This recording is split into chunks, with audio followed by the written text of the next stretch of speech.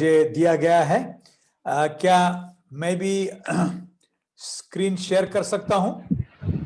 मुझे परमिशन दी गई है, को-होस्ट बनाए गए। I can do that. Very good, very good, thank you.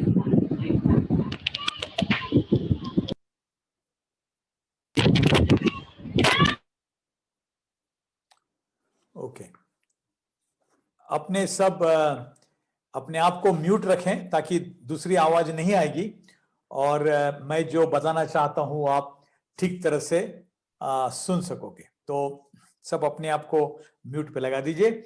आज का मेरा जो विषय है वो एकता के बारे में है। कल जो हमने चीज देखी थी वो हम कैसे एक कलीसिया के रूप में मिशन ग्रस्त रहें और एक परिवार के रूप में किस प्रकार मिशन ग्रस्त रहे, उसके बारे में हमने देखा और उसमें से कुछ सीखने को मिला।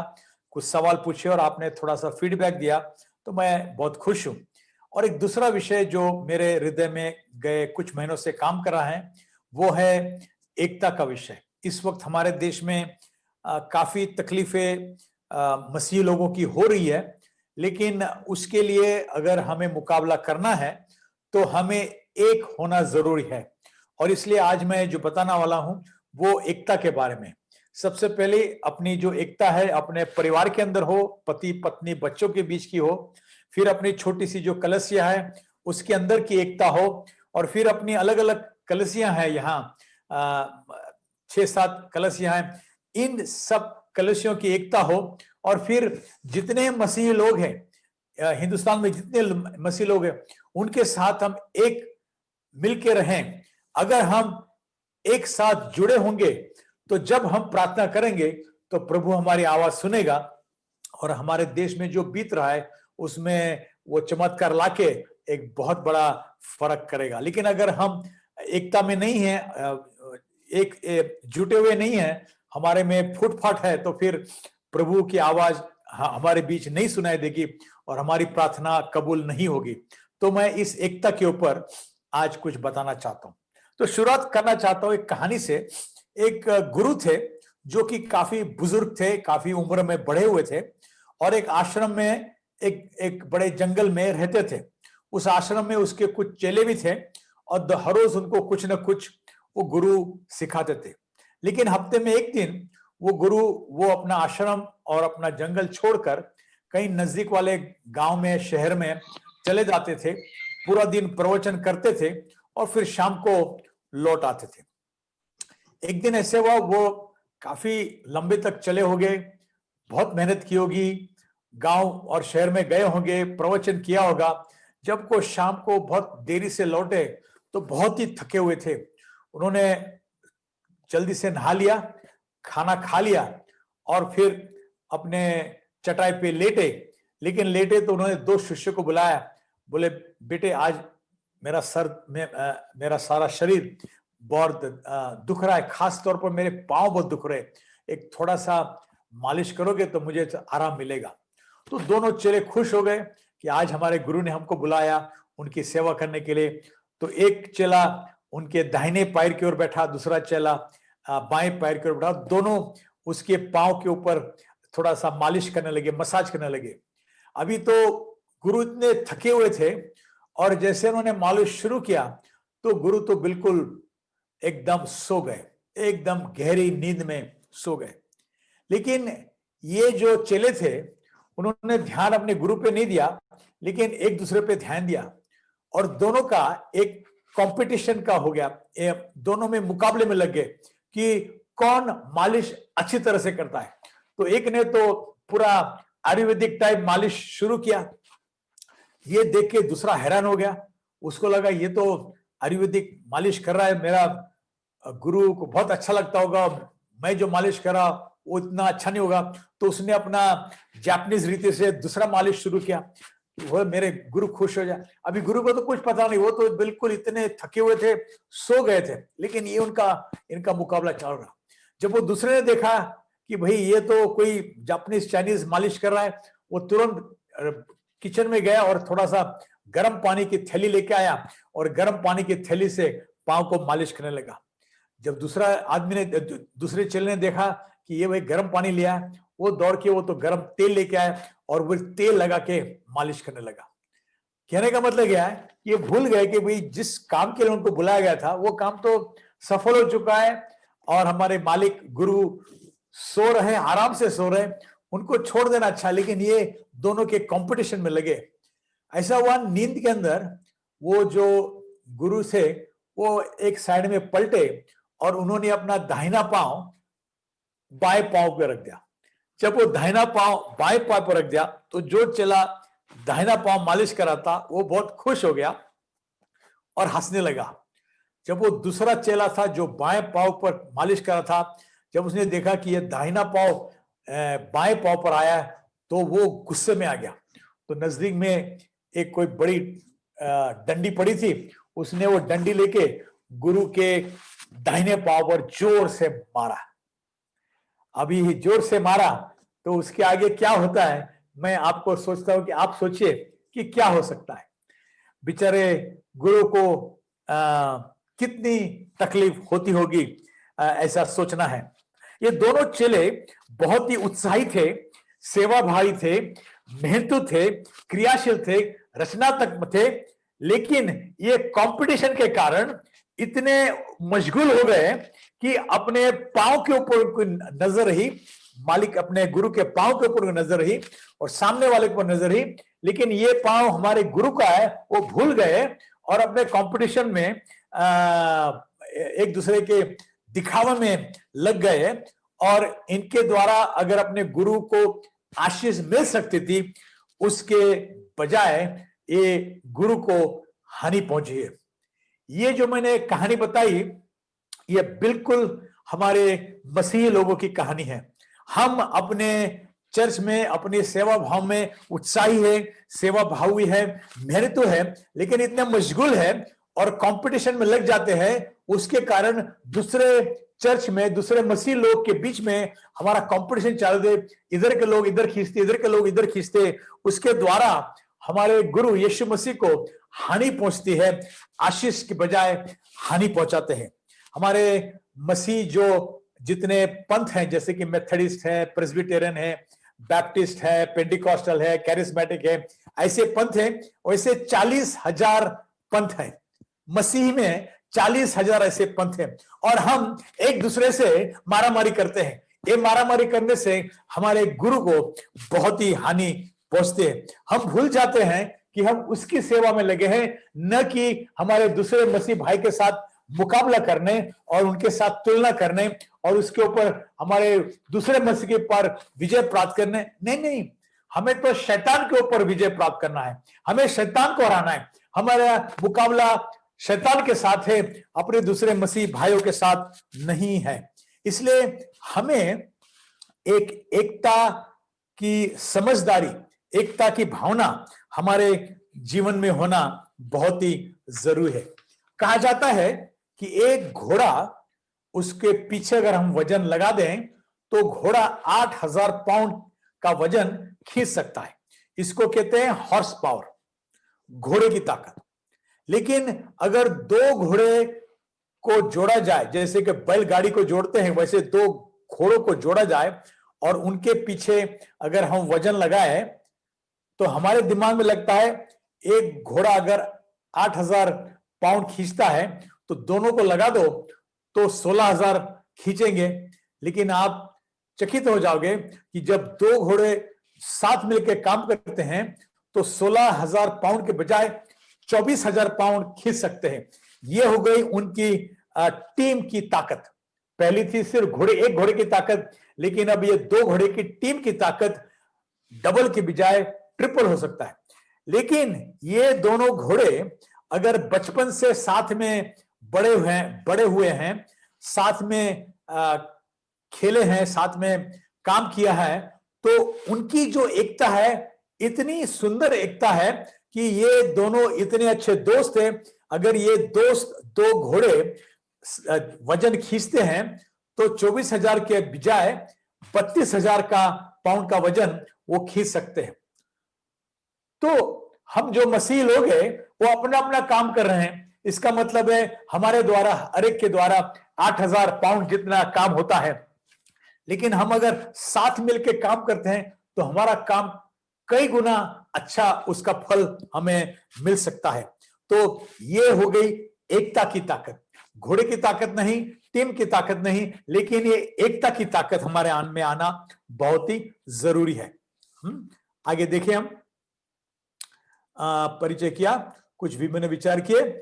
तो हमारे में एकता के बजाय कभी कभी फूट उत्पन्न होती है, और ये फूट से क्या उत्पन्न होता है हमें देखना है। बातचीत में अगर हमारी कमी हो तो हमारे में फूट पैदा होती है। जहां जहां ये बातचीत का अभाव होता है तो कल्पना हावी हो जाती है। सोचिए, अगर मैं मेरे घर में हूं, मेरी पत्नी मुझे बताती है कि भाई मैं ये फलाने मार्केट में जा रही हूं, 1-2 घंटे में वापस लौटेगी। बोला जरूर जाइए। अगर 2 घंटे हो जाते हैं लेकिन वो घर लौटती नहीं है तो मैं इतने विचार नहीं करता, बोला आएगी आएगी, थोड़ा देरी तो होती है। लेकिन 2 घंटे बाद 3 घंटे होते हैं तो जरा मेरे मन में थोड़ा सा मेरा मन चल बिचल होता है कि भाई ये 2 घंटे में आ होती, 3 घंटे हो गए, सब सही है ना, ठीक है, लेकिन उसको ज्यादा टाइम देता। लेकिन 4 घंटे हो जाते हैं, जब 4 घंटे हो जाते तो थोड़ी बेचैनी बढ़ जाती है। फिर मैं मेरा मोबाइल निकाल के उसको फोन करने की कोशिश करता हूं, और फोन लगता नहीं है, या फोन लगता है उठाती नहीं है। अभी मेरा मन बहुत ही विचारों में फंस जाता है, क्या हो गया उसको, कहीं प्रॉब्लम तो नहीं हुआ, कहीं गिर तो नहीं गई, कहीं एक्सीडेंट तो नहीं हुआ। इसका मतलब है जब देरी हो जाती है, जरूर से ज्यादा देरी हो जाए, और मुझे वहां से कोई खबर नहीं मिलती, यानी कि बातचीत या समाचार का अभाव रहता है, तो कल्पना एकदम अपनी बेकार हो जाती है, खराब हो जाती है। अच्छे विचार नहीं आते, बुरे विचार आते। तो जब 2 मसीह बातचीत नहीं करते, दूर से एक दूसरे को देखते हैं, तो उनके मन में ये बातचीत के कमी के कारण फूट पैदा होती है, खराब विचार आते हैं। दूसरी बात है दूसरों के प्रति सम्मान की कमी, लैकिंग रिस्पेक्ट फॉर अदर्स। कहा जाता है नीति वचन 16:28 में,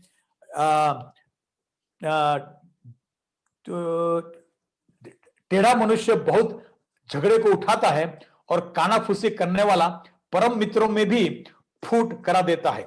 जो टेढ़ा होता है और जो कानाफूसी करता है, उसके बीच एक फूट लाता है, और जो पहले सम्मान था वो सम्मान में हमारी कमी हो जाती है। आगे देखते हैं, अगर असहमति हो, हल करने की इच्छा, हमारे बीच असहमति का हल करने की इच्छा जो होता है उसमें कमी हो जाती है। और हम देखते हैं आमोस 3:3 में, यदि 2 मनुष्य परस्पर सहमत न हो तो क्या वे एक संग चल सकते हैं। हम कभी कभी ट्रेन में मुसाफरी करते हैं, कभी कभी ट्रेन में सीट के लिए हम झगड़ा करते हैं, लेकिन एक बार बैठ गए फिर बातचीत शुरू होती है। बातचीत करते करते हम अच्छे दोस्त बन जाते हैं, और हमारी अगर सफर 1 घंटे 2 घंटे 8 घंटे 10 घंटे की रहती है, उसमें तो काफी अच्छी दोस्ती हो जाती है। तो अगर हम सहमत रहते हैं तो हमारे बीच एक एकता पैदा होती है। लेकिन अगर हम दोनों सहमत नहीं होते, झगड़ा करते रहेंगे ट्रेन के अंदर, तो फिर हमारे बीच हम एक संग चल नहीं सकते, एक संग देख नहीं सकते, एक दूसरे के भला नहीं सोच सकते। तो असहमति को हल करने की इच्छा में कमी, एक समान दर्शन का भाव, एक समान दर्शन का भाव, लैकिंग शेयर्ड पर्पस और lacking the common vision, no clear vision. लिखा गया है नीति वचन 29:18 में, जहां दर्शन की बात नहीं होती वहां लोग निरंकुश हो जाते हैं, और जो व्यवस्था को मानता है वह धन्य होता है। जहां दर्शन की बात नहीं होती, जहां हमारे पास एक ही किस्म का ध्येय नहीं है, एक ही उद्देश्य नहीं हो रहा है, वहां फिर लोग किसी भी तरह बेचैनी से जीते हैं, लेकिन एक मन एक तन एक दल से नहीं जीते। और वैसे एक साथ नहीं होने के कारण, जैसे कि मैंने घोड़े की कहानी बताई, उस प्रकार ये 32,000 का जो बोझा नहीं उठा सकते, अपने अपने जीवन में अपने अपने कामकाज में लगे रहते हैं। लेकिन जब साथ मिलकर दोनों का दर्शन एक ही है, काम एक ही है, रास्ता एक ही है, तो उनके द्वारा बहुत ही अच्छा कार्य हो सकता है। और जहां व्यवस्था को मानने वाले लोग हैं, जो व्यवस्था समझते कि मच्छरी व्यवस्था हो जाए, साथ मिलकर काम करे, वहां वो सब लोग धन्य होते हैं, ऐसा लिखा गया है। तो हमने देखा कि एकता का जहां अभाव होता है उसका नतीजा क्या होता है। आगे देखें, ईश्वरीय एकता क्यों महत्वपूर्ण है। ईश्वरीय एकता क्यों महत्वपूर्ण है। सबसे पहले ईश्वरीय एकता महत्वपूर्ण है क्योंकि मसीह इसीलिए मर गया ताकि वो इस एकता को सुरक्षित रखे। हमारे लिए, हमें एक करने के लिए यीशु ने अपनी जान कुर्बान की। हमें एक करने के लिए प्रभु ने अपनी जान कुर्बान की है, और ये इसलिए ईश्वरीय एकता हमारे लिए बहुत ही महत्वपूर्ण है।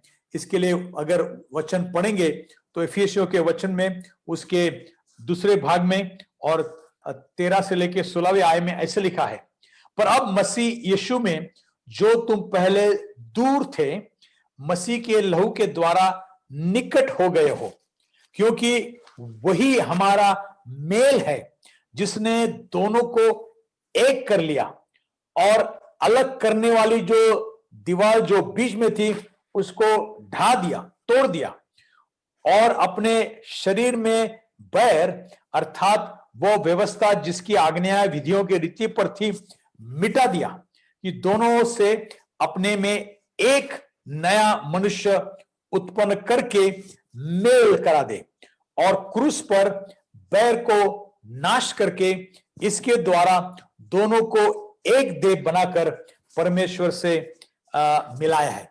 तो हम देखते हैं यहां कितने कितने अच्छे शब्दों का उपयोग किया गया है, और ये शब्द जो उपयोग किया गया है वो बहुत ही हमारे लिए खुशी की बात है।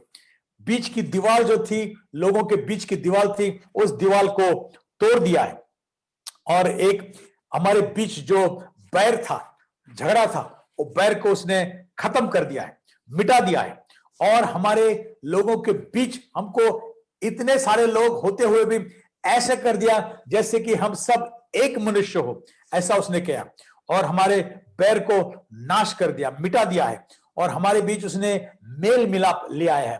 तो यीशु ने ये काम क्रूस पर बलिदान करके अपने आप को हमारे लिए ठीक कर दिया। एकता का मतलब एक रूपता नहीं है। एकता का मतलब होता है कि हम अलग अलग लोग हैं लेकिन एकता में काम करते। उदाहरण अगर दो तो अगर एक फूलों का गुलदस्ता होता है, उसमें अलग अलग फूल रहते हैं, अलग अलग रंग रहते हैं, अलग अलग महक रहती है, और ऐसा अगर हम फूल का गुलदस्ता देते हैं तो लोग बहुत खुश हो जाता है। बहुत बहुत ही रंगीन फूलों का गुलदस्ता होता है। या तो फिर ये ऑर्केस्ट्रा होता है। ऑर्केस्ट्रा के अंदर हम देखते हैं कि अलग अलग वाद्य होते हैं।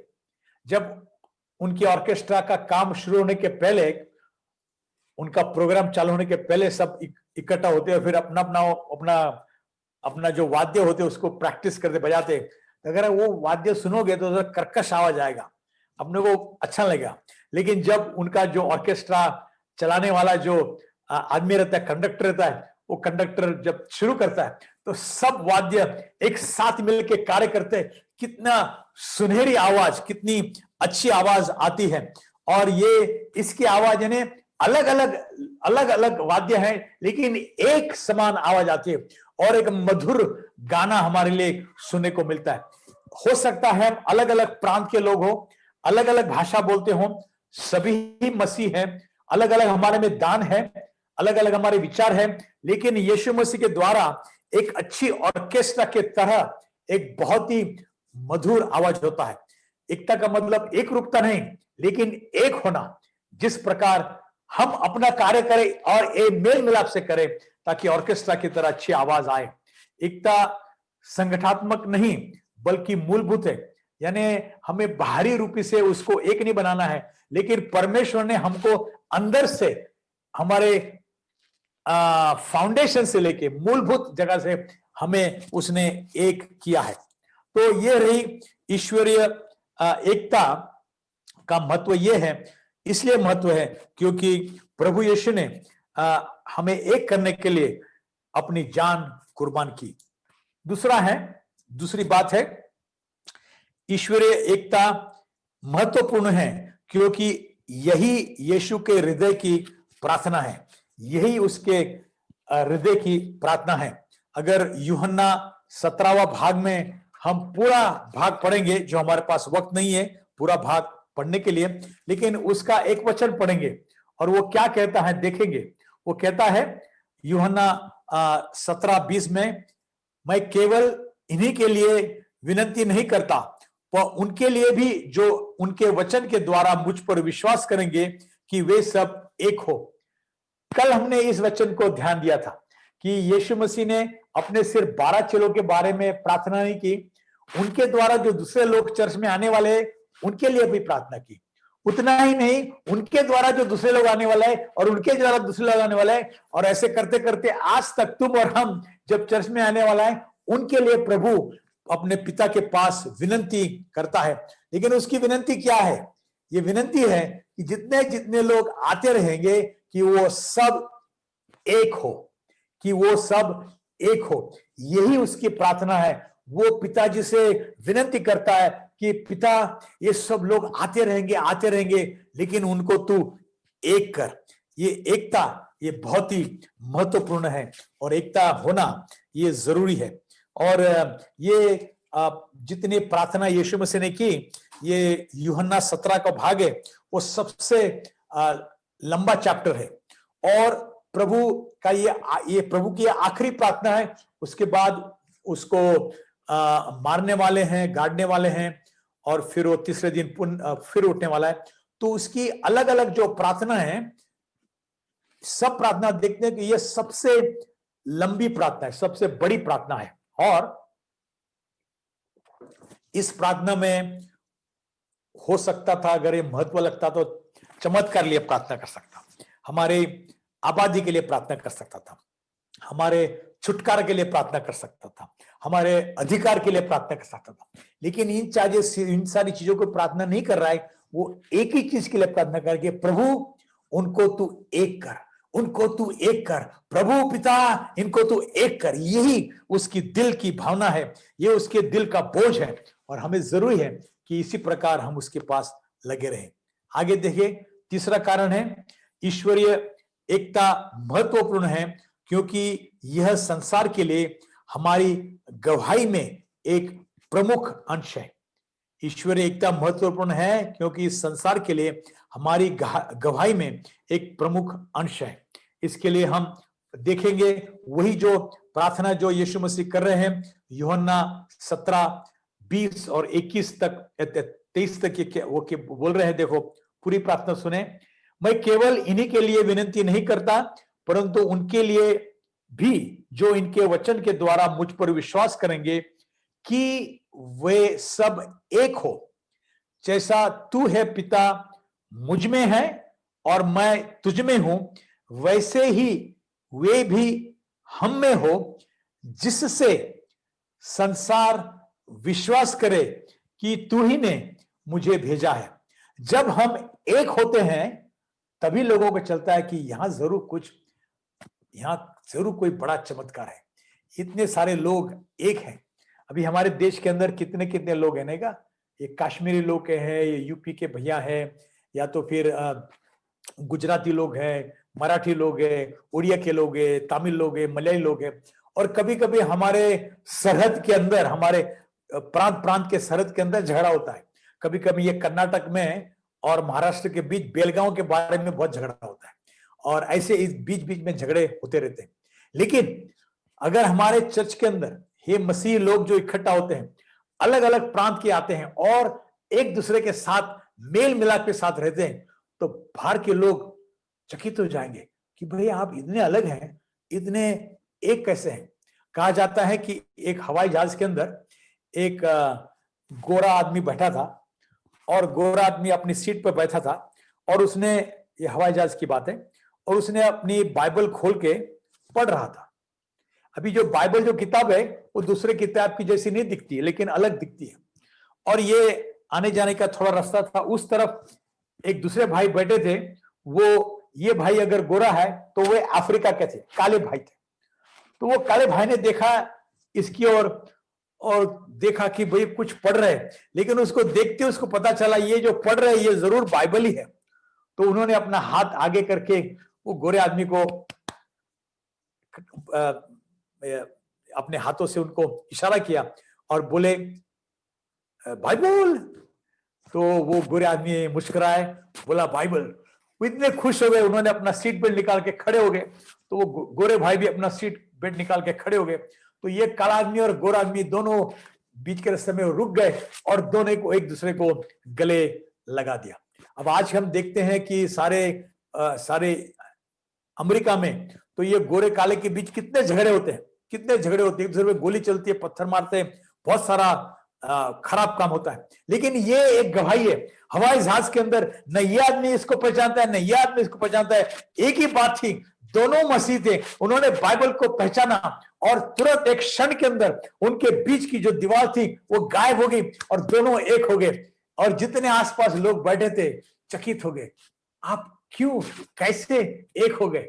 आप तो जानते नहीं है, उसके एक ही कारण है, ये मसीहा, जो मसीहा ने हमारे लिए आया, हमारे बीच की दीवार तोड़ दी, उसके द्वारा एक गवाही पैदा होती है जिससे संसार विश्वास करे कि तू ही ने मुझे भेजा है। हमारी एकता के द्वारा यीशु मसीह हमारे बीच प्रदर्शित होता है। आगे पढ़ते हैं, ये यूहन्ना के 17वें भाग में 22वें वाक्य में लिखा है, वह महिमा जो तूने मुझे दी और मैंने उन्हें दी है। जब हम एक होते हैं तो प्रभु की महिमा हमारे ऊपर उतर आती है। वाह वाह, हम चाहते हैं कि प्रभु हम तेरी महिमा हमें दे दे। अगर हम एक हो जाए तो जरूर हमें वो महिमा दे देगा कि वे वैसे ही एक हो जैसे कि हम एक है। जैसे कि यीशु मसीह और पिता एक मन एक तन एक मन के लगे हुए हैं। यीशु मसीह कहता है कि उन पर हमारी महिमा में डाल देता हूं कि जिस प्रकार हम एक हैं वो भी हमारे साथ एक हो और एक दूसरे के साथ एक हो जाते हैं। मैं उनमें और तू मुझ में कि वे सिद्ध होकर एक हो जाए और संसार जाने कि तूने ही मुझे भेजा और जैसा तूने मुझसे प्रेम रखा है उनसे प्रेम रखना। Excuse me. तो हमारे एकता के अंदर प्रभु की महिमा उतर आती थी और हमारी एक गवाही बन जाती है संसार में। लोग जानते हैं इनकी एकता का एक ही कारण हो सकता है, कोई चमत्कार हुआ है और प्रभु की महिमा उतर आती है और प्रभु का प्रेम प्रदर्शित होता है। हमारे प्रेम के द्वारा परमेश्वर का प्रेम प्रदर्शित होता है। ये हमारे लिए कितनी अच्छी बात है। आगे देखें, जहां ईश्वरीय एकता है परमेश्वर आशीष ले आता है। परमेश्वर आशीष ले आता है। भजन संहिता 133 1 से 3 कहते हैं, देखो ये क्या ही भली और मनोहर बात है कि भाई लोग आपस में मिले रहे। ये तो उस उत्तम तेल के समान है जो हारून के सिर पर डाला गया था और उसके दाढ़ी से बहकर उसके वस्त्र के छोर तक पहुंच गया। यह हरमोन की उस ओस के समान है जो सियोन के पहाड़ों पर गिरती है। यहोवा ने उन्हें सदा के जीवन का आशीष ठहराई है। ये जो हिंदी में लिखा गया है, अगर इंग्लिश में पढ़ते हैं तो ऐसा लगता है कि परमेश्वर वहां आशीष ले नहीं आता है, लेकिन परमेश्वर आशीष को आज्ञा देता है। आशीष, ये लोग इतने एक मन धन के हैं, आशीष तुम उनके ऊपर उंडेल दो, अपने आप को उनके ऊपर उतराओ। परमेश्वर आज्ञा देता है आशीष को हमारे ऊपर आने के लिए। अगर हम आशीष चाहते हैं, प्रभु हमें आशीष से भर दे, आशीष से भर दे, अगर आशीष लाना चाहते हैं तो अगर हम एक मन से एक धन से रहेंगे तो बहुत ही अच्छा हो जाएगा। और यहां बहुत अच्छे अच्छे शब्दों का उपयोग किया गया है। कितनी भली और मनोहर बात, यानी इस एकता के बारे में, ये एकता जहां होती है वहां भलाई है, जहां एकता होती है वहां एक मनोहर बात होता है। वो एक उत्तम तेल की तरह है। ये जो अभिषेक तेल है, वैसे वो अभिषेक के लिए जो तेल इस्तेमाल किया जाता है, उस तेल के बजाय जो हारून के सर पर डाला गया था, दाढ़ी तक आया और उसके कपड़ों में गया। और हर्मोन ये सबसे ऊंचा पर्वत है इस्राएल में, और ऐसे इतने सबसे ऊंचे पहाड़ के ऊपर का जो ओस होता है, ड्यू होता है, वो ड्यू जैसा होता है, उसकी तुलना उस ड्यू की तरह, उसकी यानी उस ओस की तरह उसकी तुलना की गई, और वहां परमेश्वर आशीष भेजता है। तो जहां ईश्वरीय एकता है, परमेश्वर खुश होके आशीष को बताता है, उतर आओ उनके ऊपर, तुम उतर आओ। आगे देखें, ईश्वरीय एकता महत्वपूर्ण है क्योंकि परमेश्वर झगड़ा से घृणा करता है। ईश्वरीय एकता महत्वपूर्ण है क्योंकि परमेश्वर झगड़ा से घृणा करता है। ध्यान दीजिए, इधर बराबर हमारे शरीर के अलग अलग भाग के वर्णन किया जाता है।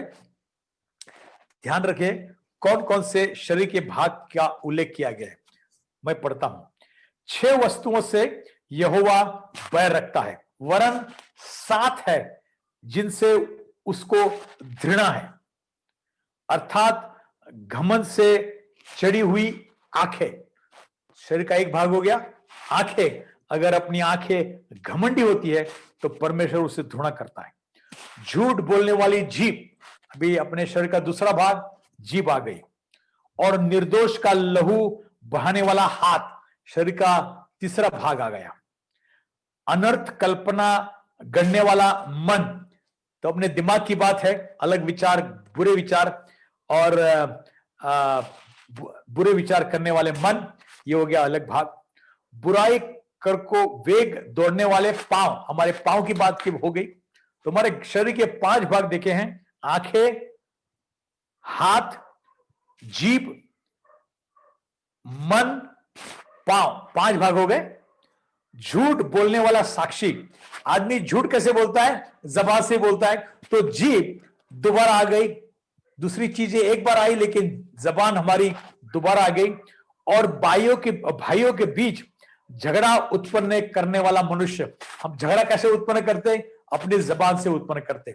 यानी शरीर के दूसरे भागे उनका उल्लेख एक एक बार किया जाता है और परमेश्वर उन भागों से घृणा करता है, लेकिन जबान के साथ परमेश्वर 3 गुना घृणा करते हैं, क्योंकि उससे नुकसान 3 गुना होता है और उससे द्वारा झगड़ा पैदा करता है। और परमेश्वर जहां झगड़ा होता है उसे घृणा करता है। इसलिए परमेश्वर चाहते हैं, हम घृणा के काबिल नहीं है, लेकिन हम घृणा को नहीं अपनाएं बल्कि एकता को अपनाएं, कि जहां एकता होती है वहां प्रभु का आशीष उतर आता है। तो ये होगी 5 कारण क्योंकि ईश्वरीय एकता महत्वपूर्ण है। तो हमें क्या करना चाहिए? अगर एकता इतना महत्वपूर्ण है कि यीशु प्रार्थना करते रहे इसके बारे में, ये यीशु की दिल की बात है, और 5 चीजें हमने देखी कितनी ईश्वरीय महत्वपूर्ण है। तो इसके लिए हमारी जिम्मेदारी क्या है? तो सबसे पहले हमारी जिम्मेदारी है कि हम सकारात्मक रूप से स्थितिगत एकता से व्यवहारिक एकता की ओर बढ़े। अगर उसको आसान शब्दों में कहूं, हमारे बीच प्रभु ने आत्मा की एकता हमें दी है। प्रभु ने हमारे बीच आत्मा की एकता दी है। अब हमको विश्वास की एकता की ओर बढ़ना है। आत्मा की एकता हमें दी है। तुम मसीह हो, मैं मसीह हो, तुम्हारे बीच यीशु मसीह की आत्मा है, पवित्र आत्मा तुम्हारे में है, मेरे में है। बहुत अच्छी बात है, हम दोनों आत्मा से भरे हुए हैं। आत्मा की एकता हमारे पास है, लेकिन हमारे विश्वास में भी एकता होनी चाहिए। अलग अलग हमारे मन में अलग अलग विचार होते हैं, इसके कारण हमारी विश्वास का जो पंथ होता है अलग अलग होता है। ये अलग अलग न होते हुए हम एक साथ बने रहें, ऐसा हो।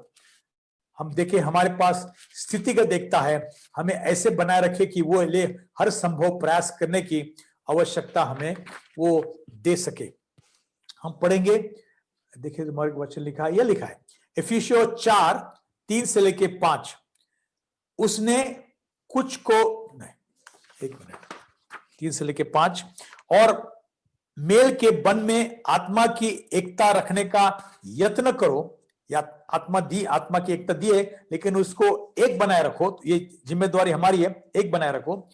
एक ही देह, एक ही आत्मा, जैसे तुम्हें जो बुलाए गए थे, और अपने बुलाए जाने से एक ही आशा, एक ही प्रभु, एक ही विश्वास, एक ही बपतिस्मा और सबका एक ही परमेश्वर और पिता है, जो सबके ऊपर और सबके मध्य में और सब में है। यानी 7 चीजें बताई गई जिसमें ये शब्द का उपयोग है। एक ही देह, एक ही आत्मा, एक ही आशा, एक ही प्रभु, एक ही विश्वास, एक ही बपतिस्मा और एक ही परमेश्वर। ये 7 गुनी एकता हमारे बीच है। तो हमें इस 7 गुनी एकता को लेकर, हमारे में जो आत्मा की एकता है, ये लेकर हमें विश्वास की एकता की ओर बढ़ना जरूरी है। और एफिसियों 4:11 से 13 में लिखा है, उसने कुछ को प्रेरित नियुक्त करके, कुछ को भविष्यवक्ता नियुक्त करके, कुछ को सुसमाचार सुनाने वाले नियुक्त करके और कुछ को रखवाले और उपदेशक नियुक्त करके दे दिया है, जिससे पवित्र लोग सिद्ध हो जाए और सेवा के काम किया जाए और मसीह की देह उन्नति पाए, जब तक वे कि हम सब के सब विश्वास और परमेश्वर के पुत्र की पहचान में एक न हो जाए।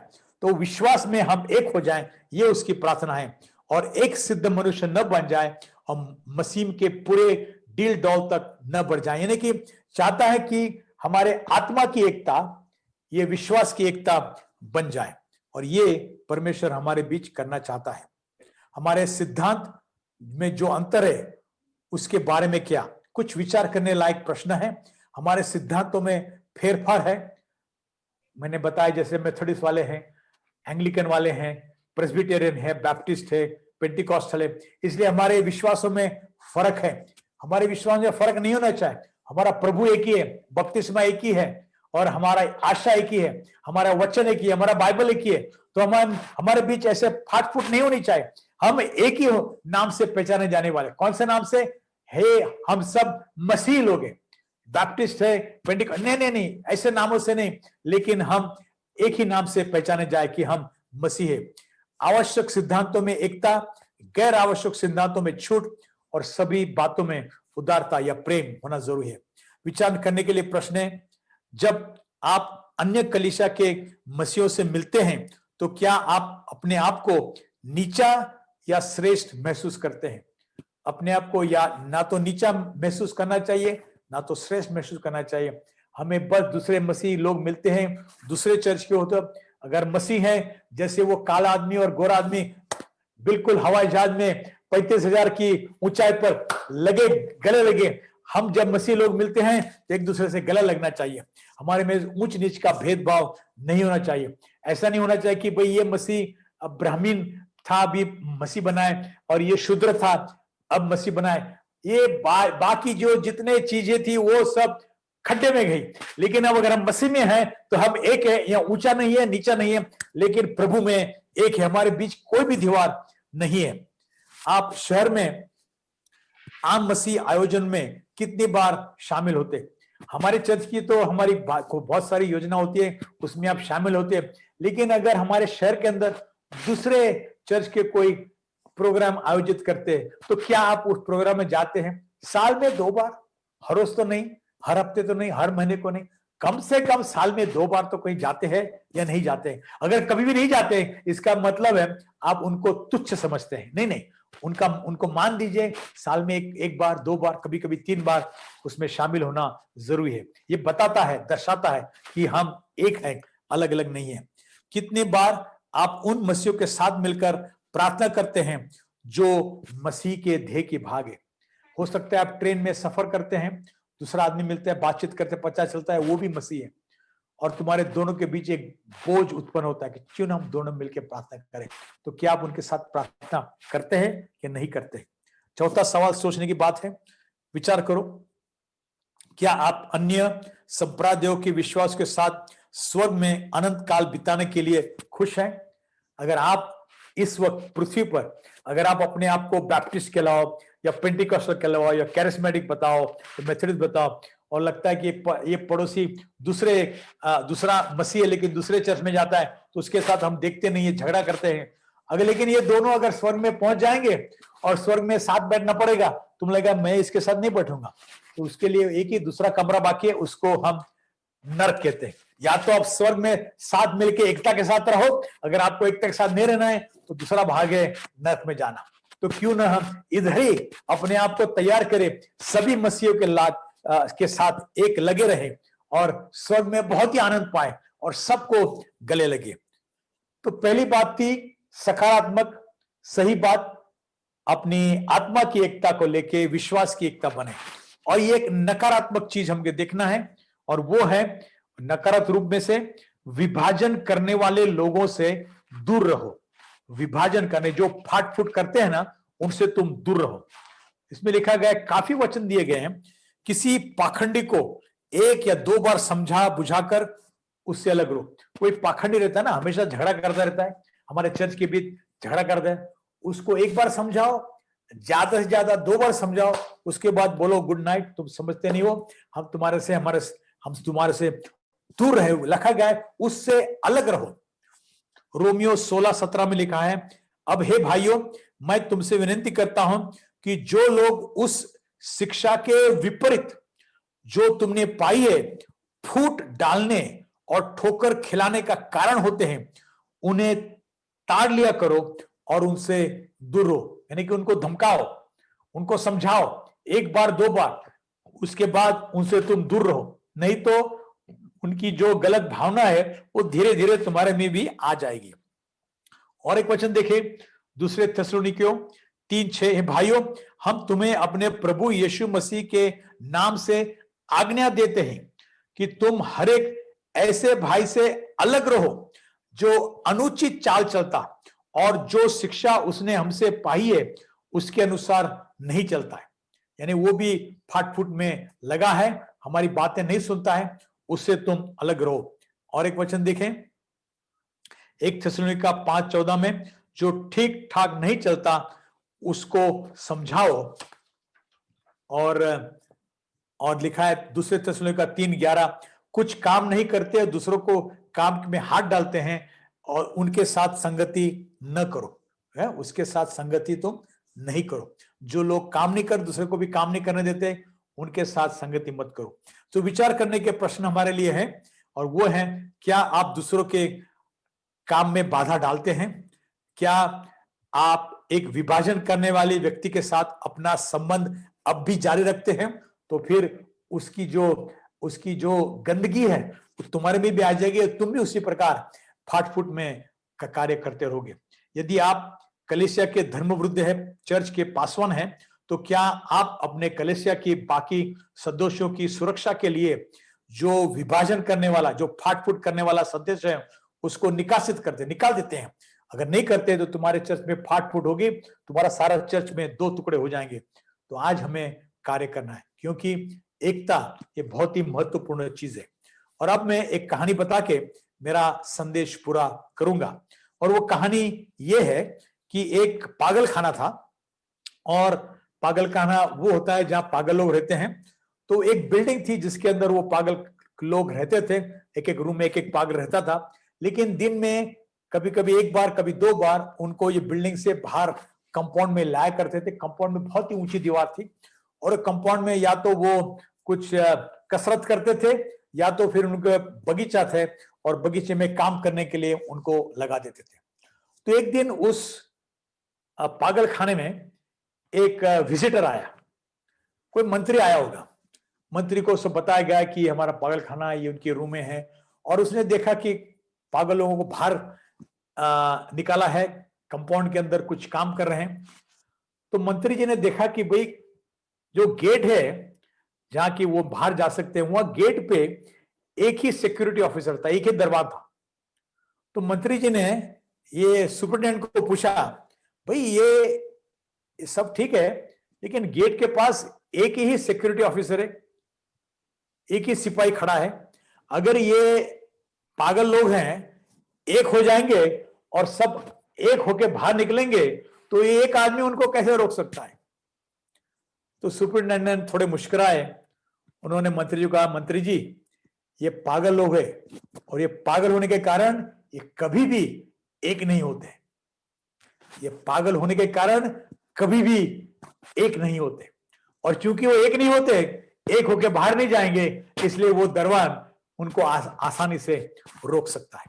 ये पागल लोग हैं और पागल होने के कारण वो कभी भी एक नहीं होते। तो मेरे दिमाग में एक विचार आता है, हमारी कलीसिया, हमारी चर्च, ये चर्च है या पागल खाना है? अगर हम एक हैं तो हम चर्च हैं, हम कलीसिया हैं, लेकिन हमारे बीच में एकता नहीं है तो हमारा चर्च नहीं है, एक पागल खाना है। तो सवाल मैं पूछना चाहता हूं, और वो सवाल, क्या हम यीशु मसीह की कलीसिया हैं? क्या हम पागल खाने की तरह हैं? क्या हमारे बीच फूट फाट है या हम एक मन के, एक तन के लगे हुए हैं? आगे देखें, आज से कौन सी बात आप अलग तरीके से करेंगे? ये वचन तो सुना एकता के बारे में, इसका महत्व सुना, और हमें क्या क्या जिम्मेदारी वो भी सुना, हम उसको कैसे अमल में लाएंगे? पवित्र आत्मा आपसे क्या कह रहा है? सोचिए। मैं बताया, कल कुछ चीज बताई, आज कुछ चीज बताई, मैंने तो बता दी, मैं कुछ साधारण व्यक्ति हूं, लेकिन इसके द्वारा क्या पवित्र आत्मा ने तुमसे बातचीत किया? क्या पवित्र आत्मा ने तुम्हारे हृदय को स्पर्श किया और बताया कि हाँ, ये बात तुम्हें सुधारना जरूरी है? तो आप सोचिए और विचार कर दीजिए। तो आज का मेरा संदेश समाप्त हुआ है।